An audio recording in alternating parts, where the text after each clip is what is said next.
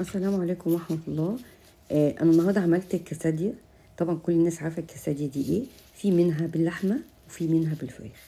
أنا عملتها لأن هي سهلة جدا جدا، فبالذات في أيام رمضان عايزين زي ما قلنا نعمل حاجات ايه ده سريعة وسهلة. الكسادية عبارة عن لحمة مفرومة وعندها شوية خضار، فلفل ألوان، وعندي بصل، وعندي توم مفروم. ممكن تستخدمي كمان ذرة. عندي بقى شوية توابل، بابريكا، توم باودر، بصل باودر، والملح وأوريجانو. هنعمل ايه؟ هناخد البصل والفلفل الالوان ده عاوزين نشوحهم على النار. زبده، عاوزه تحطي زبده وزيت، عايزه زيت بس براحتك. انا حطيت شويه زيت مع قطعه زبده.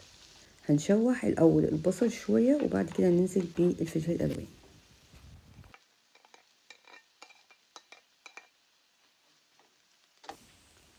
لما احس ان الخضار شرب ميته مبقاش فيه ميه، هنزل باللحمه كلها على نار عاليه واقلب كويس لغايه ما احس ان كده غيرت لونها وشربت الميه بتاعتها، وابدا انزل بالتوابل بتاعتي.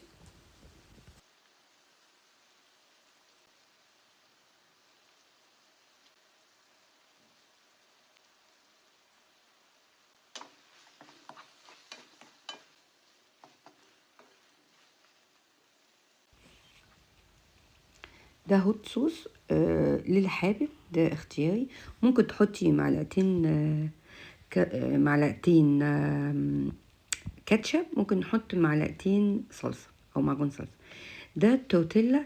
انا بقسمه بنص كده واعمل كل نص، ما بعملش واحدة على بعضها. بعمل ايه؟ بحط جبنه. انا عندي نوعين جبنه، جبنه شيدر وجبنه موتزاريلا، ده اساسي. بحط الشيدر واحط طبقه لحمه واحط طبقه موتزاريلا واقفلهم مع بعض واعملهم اما في طاسه، اما على الجريلا، اما في التوستر.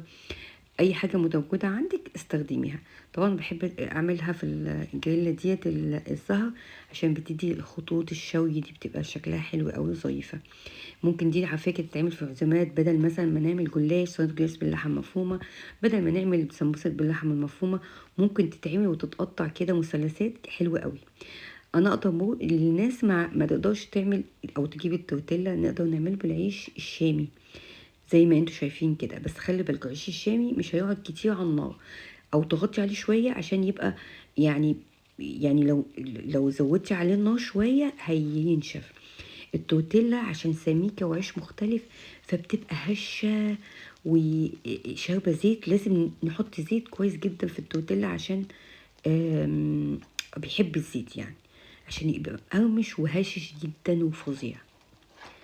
لازم طبعا بعد كل كل واحدة نضربها في الجريل عشان ما تحرقش وتحرق لك عندك العيش. نعمل بقية المقدار وبقى نقدمه. بصوا الوصفة دي، بصوا ما اخدتش وقت خالص، هو يعني تتبيلة اللحمة على النار وفقط. وجبة حلوة قوي لذيذة جدا مع شوية سلطة وشوية شوربة، وحلوة قوي وجودها كده وجميلة جدا. يا رب يكون الوصفة عجبتك والفيديو عجبك، ولو عجبك ما تنسيش تشجعني باللايك وسبسكرايب وفعل الجرس عشان يوصلك اي جديد انا انزله. واقول لكم السلام عليكم.